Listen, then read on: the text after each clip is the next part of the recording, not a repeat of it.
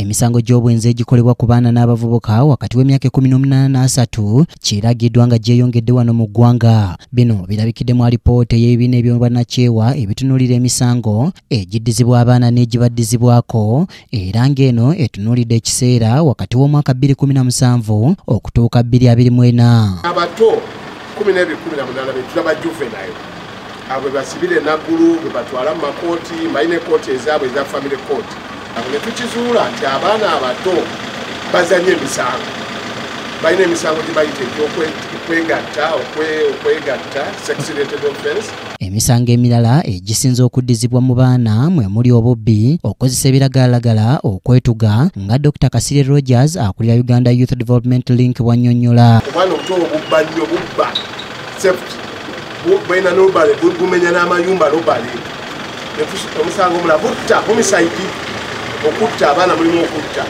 Naye ekirala kye tulabye mu baana abo mulimu of course narcotics n'enjaga, babusibo bwe narcotics n'enjaga. Tulina n'omusango obulala obutonotono kulwana, abaana abo balwana. Emisango egitaddiziddwa nnyo okusinziira ku alipoota gyekuusa ku butojjo. Alipoota era eraze nti abavubuka abasajja be basinga emisango okusinga abakyala, so nga abavunaanibwa bangi tebasingisibwa misango. Obwana obulenzi mukuza emisango bakafu. Ne emisango gisinga okukula mu baana bano gy'okwegata, okwebaka ne bannaabwe.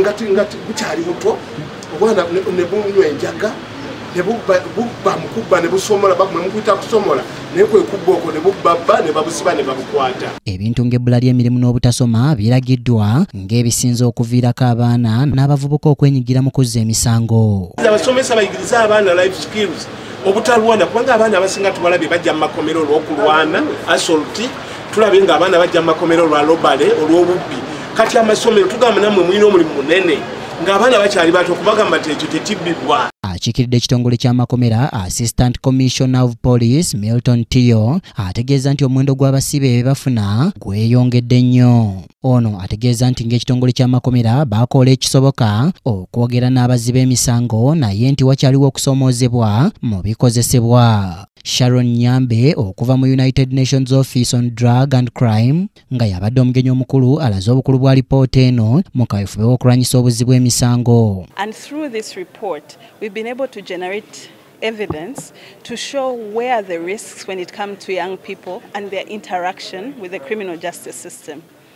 We've learned today that over 75% of the people in prison are young. Abantu ab'enjawulo bawadde endowooza zaabwe ku alipoota esomeddwa. Tulabanga emisango mingi mu baana abato ate nga gikolebwa baana abakyali abato, kiba kitegeeza nti abazadde oluusi tetutegeera abaana be tulina mu maka mwe tuli. Abaana tubakuza oluusi okusinziira ku ffe bye twayitamu ng'abazadde. Omukolo guno gwetabiddwako ebitongole bya gavumenti omuli eky'amakomera, poliisi, ekitongole ekiramuzi, aba minisitule ekikula ky'abantu wamu n'ebirala. Anet Nakayibaale yakusakidde eggwire lino ku KTV Amalindire.